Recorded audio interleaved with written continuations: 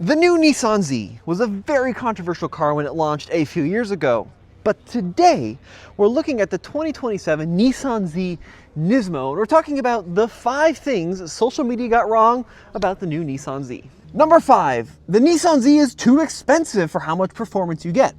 Well, I think we can debunk this myth by looking at some numbers. So the base car has 400 horsepower, a twin-turbo V6, a manual transmission, and rear-wheel drive in 2026. And it starts at not $60,000, not $50,000, but $42,970. Okay, in the real world, let's transact it mid-40s. That's a lot of performance for the mid-$40,000 mark when you consider the average new car price in the US last year was over $50,000. And let's look at some of the vehicles people cross-shop that with. Now, if you compare that to the base Supra, well, the base Supra starts at $58,300. 58 grand compared to mid-40s. That's like $15,000 more expensive. And then what about a BMW M240? Well, that's going to start at $53,600, and that's not available with a manual transmission. And even an M2, that's $69,000. A Mustang GT now starts at $46,560. So low to mid 40s for a 400 horsepower manual car. It's looking pretty good.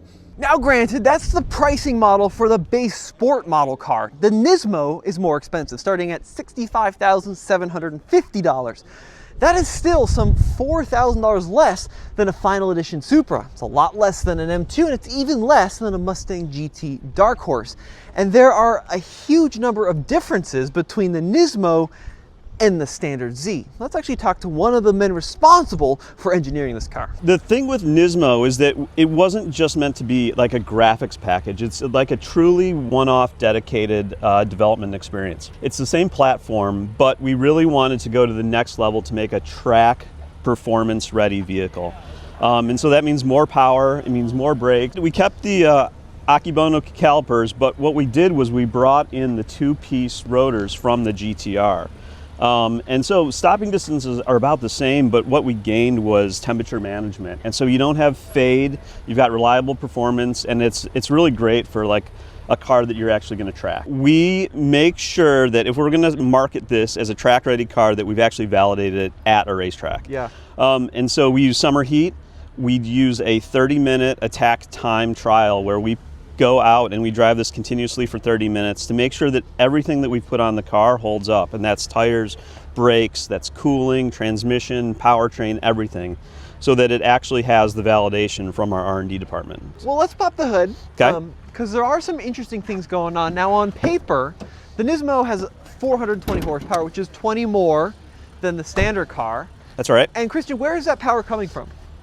So there's 2 ways that we've done that, and one is with ignition timing. So okay. This car has independent ignition timing.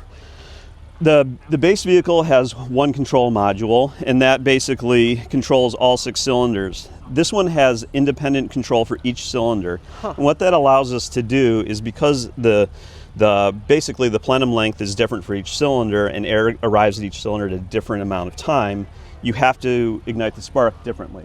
And so we use that to actually extract additional power out of that.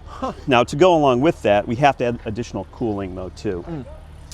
You can't add power without adding cooling, especially for a track car. Managing temperature is basically the main, most critical thing that comes to from powertrain to braking. And so the additional cooling plus the ignition timing allows us to get the 20 more horsepower and a little more torque out of it as well. Now, full disclosure, we don't know the price of the 2027 Nissan Z. It hasn't been announced yet, and this car goes on sale starting in July of this year. But I think what this car does, which so many enthusiasts are looking for in the age of EVs, is bring an experience back to driving. And it does so while paying homage to the golden generation of cars, which a lot of people think is the 80s and 90s, when you could get turbocharged V6 Zs just like today. And you could get those Zs with something a little special connecting the engine to the rear wheels. If you're looking at a Nissan Z and you're planning on keeping it in the long run, that's where Grainger warranty comes in. With Grainger, you know that your car is going to be fixed at the dealer correctly using factory-backed parts. And listen, At some point, all warranties expire from the factory. That's where Grainger comes in. Check out the link below and check out Grainger Warranty. The number 4 complaint I see online is, well, why can't I get the Nismo with a manual transmission? Okay, granted, that was true when that car launched a couple of years ago, but now, for 2027, you can get a 6-speed manual transmission, a 3-pedal Nismo. And that's really cool. And actually, I have a quote here from one of the Nissan folks. "We made this car for the people that kept asking for this. If you want it, we will make it." And it was interesting, you know, talking to some of the engineers here. Originally, this car was never in the plan. It was in the back of the head that maybe we could do it, and ultimately they did. And what's really cool about this Nismo is it's a better manual than what you find in the standard car. Now, did you guys just pluck the stick out of the standard car, or are there changes here as well? No, we made changes as well. Because the engine's got more torque, we actually had to increase the pressure plate capacity. We made some changes to the housing as well for the additional torque. We shortened the shift stroke for a better feel as well. So we had to actually do some development on the manual transmission to bring it into the Nismo application. Interesting. And in terms of like, how does that translate to the feel or the user experience? It's a more sporting experience. Okay. You know, every aftermarket person who's ever bought a manual transmission buys a short shift kit for their car, and so we decided that we should just offer that direct to the customer, because we know it's something they appreciate. So it's got a real nice kind of notchy mechanical feel to it, and it's real easy to operate. And so that was something we wanted to add in for the Nismo customer. Now I'm noticing down here, you still have the rev match. That's right. Option. And then what about the drive modes? Are there differences for the Nismo and the standard car? Yes. So Nismo has, because the powertrain is different, we had to do dedicated tuning. Yeah. So there's normal and sport mode, and there's basically 4 things we change, and that's the sound enhancement, the steering feel. We also changed some of the throttle mapping as well. And so that gives a different kind of driving experience depending on what you like. So there's the normal mode and the sport mode, and so both of those offer the customer a little bit of option based on what they like. Number 3 is not really a myth, so I can't debunk it. It's just kind of an unfortunate reality of this car. When it launched, dealers really didn't help the case for the Z. There were huge markups, they were really hard to get, and it just kind of gave the car a bad look. Luckily, we're a few years into production. These cars are more gettable. There were also pretty big production issues at the start of the launch of this car, but it looks like a lot of those have been resolved. Now these cars are gettable, so hopefully for the 2027 model year, you can go and find them on the lot and then just buy the car, which is how it always should have been. Number 2, a lot of folks feel that the Nissan isn't in the same league as the Toyota Supra. And look, for generations, they've been neck and neck.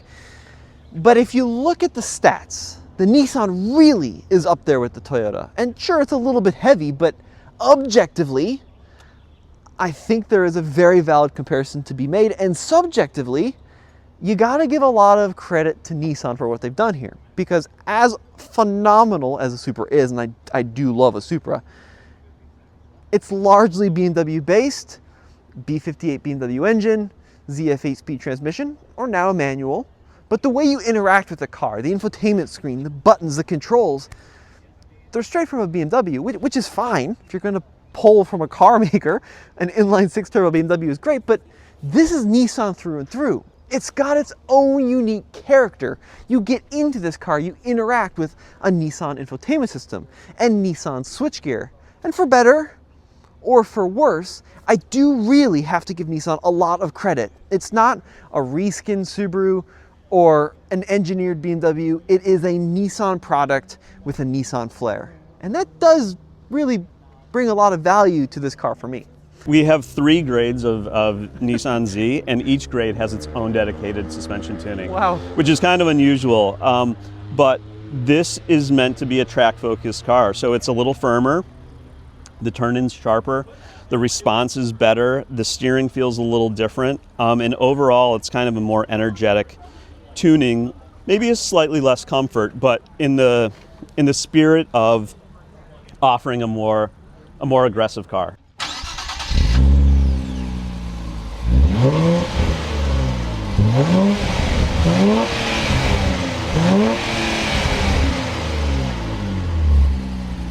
And number one is the comparison that folks make between the new Nissan Z and the old 370 Nissan Z. And there is a perception online that this isn't an entirely new car, rather it's a reskinned 370Z, and they just called it a day.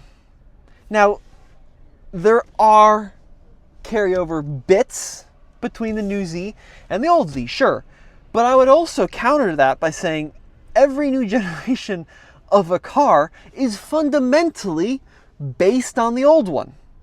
It's too expensive and too risky for these automakers to simply throw away the drawing board of an old generation of anything and then come out with a brand new one ground up, right? The learnings, the lessons, and even a lot of things like the hard points, the architecture between previous model years and new model years are shared across everything. And then when you consider how low volume a sports car is compared to a crossover, in the vast majority of cases, it doesn't make financial sense for a company to invest all of their eggs in the sports car basket. So there has to be some carryover. Or you partner with BMW to make a Supra, or Subaru to make a GR86. Or you do what Ford did with the new Mustang S650, where you reskin it, largely keeps the same engine, and call it an all-new generation. And at least, if you look at the new Z compared to the old Z, this new Z has an entirely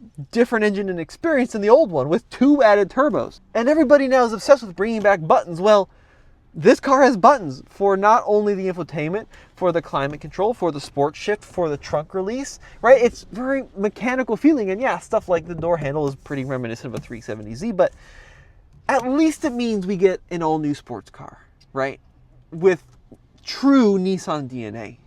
The thing is, with a sports car, you can't spend a ton of money on everything, so you have to dedicate it to where you really see the performance gains or what the customer is after. In that case, it was engine, transmission, tire, chassis, steering, all of those performance related things. You have to give up on some of the others, but you get to deliver the car that the customer's after, instead of spending money where you don't need to. Well, a huge thank you to Nissan for inviting me out to California to go hands-on with the new Z Nismo, and a big thank you to Christian for kind of explaining some of the engineering behind this car. Now, driving impressions are still embargoed till May 18th, but stay tuned because I've got a full track review coming soon. Guys, thanks for watching, and we'll see you in the next video.